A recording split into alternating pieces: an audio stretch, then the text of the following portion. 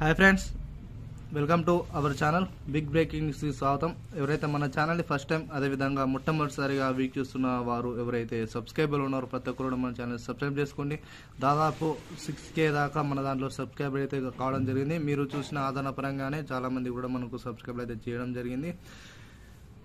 అదేవిధంగా ఉద్యోగులకు సంబంధించి పెన్షన్ వారికి సంబంధించిన ఇన్ఫర్మేషన్ అయితే తీసుకురావడం జరిగింది. దీనికి సంబంధించిన పూర్తి సమాచారం అంతా మన వీడియోలో చెప్పడం జరుగుతుంది. కాబట్టి ప్రతి ఒక్కరు కూడా వీడియోని ఎక్కడ స్కిప్ చేయకుండా ఎన్ని వరకు అయితే చూడండి. చూస్తేనే దీనికి సంబంధించిన ఇన్ఫర్మేషన్ అంతా మీరు తెలుసుకోవడానికి అవగాహన ఉంటుంది. కాబట్టి ప్రతి ఒక్కరు కూడా వీడియోని స్కిప్ చేయకుండా ఇన్ని వరకు చూడండి.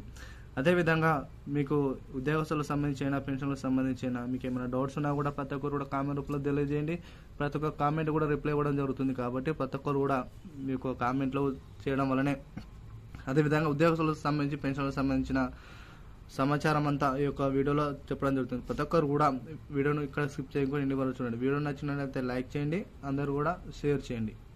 లేట్ చేయకుండా వివరాలకి వెళ్ళిపోయినట్లయితే ఉద్యోగులకు పెన్షనర్లకు మార్చి 10 నుంచి కనీస పెన్షన్ అనేది 10,000 రూపాయలుగా ఇవ్వాలని మనకు సీఎం గారు పేర్కొనడం జరిగింది. ఇలా చూసుకున్నట్లయితే ఎవరైతే ప్రభుత్వ ఉద్యోగులుగా పనిచేస్తున్న ఉద్యోగులు ఎవరైతే ఉన్నారో వాటికి సంబంధించి ఇన్ఫర్మేషన్ అయితే నిన్న జరిగిన ప్రెస్ మీటింగ్లో సీఎం గారు అయితే మంత్రివర్గాలతో చర్చించిన తర్వాత వారి యొక్క కనీస పెన్షన్ అనేది 7,500 రూపాయల నుంచి 10,000 రూపాయలకు పెంచాలని కూడా మంత్రివర్గాలతో సీఎం గారు చర్చించిన తర్వాత ఈ యొక్క అమౌంట్ అనేది పెంచడం జరిగింది.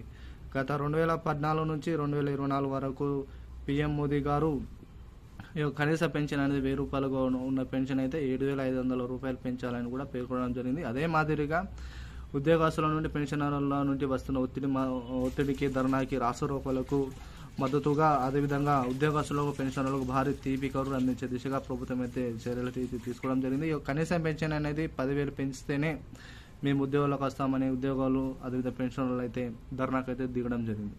దీనిపై కూడా ప్రభుత్వం స్పందించి ఈ యొక్క మార్చి 10 నుంచి ఈ యొక్క కనీస పెన్షన్ అనేది 10,000 ఇవ్వాలని డిమాండ్ చేస్తూ ఉద్యోగులు అయితే ఒక వినతి పత్రం అయితే మంత్రివర్గాలకు అయితే ఇవ్వడం జరిగింది. దీనిపై సీఎం గారు స్పందించి త్వరలోనే వీటిపై నిర్ణయం తీసుకుని జీవో అయితే జారీ చేసే దిశగా ప్రభుత్వం మీద ఆలోచన చేస్తూ ఉండేది. కాబట్టి ఈ యొక్క 10వ తారీఖు నుంచి కనీస పెన్షన్ అయితే 10,000 ఇవ్వనుంది.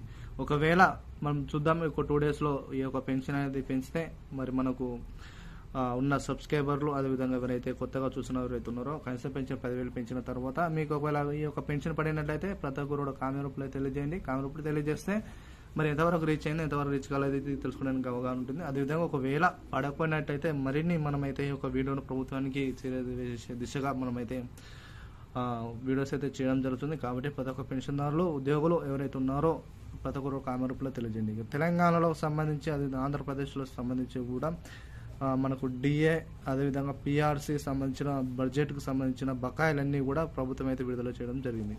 వీడియో నచ్చినట్లయితే లైక్ చేయండి, షేర్ చేయండి friends. Thank you to all.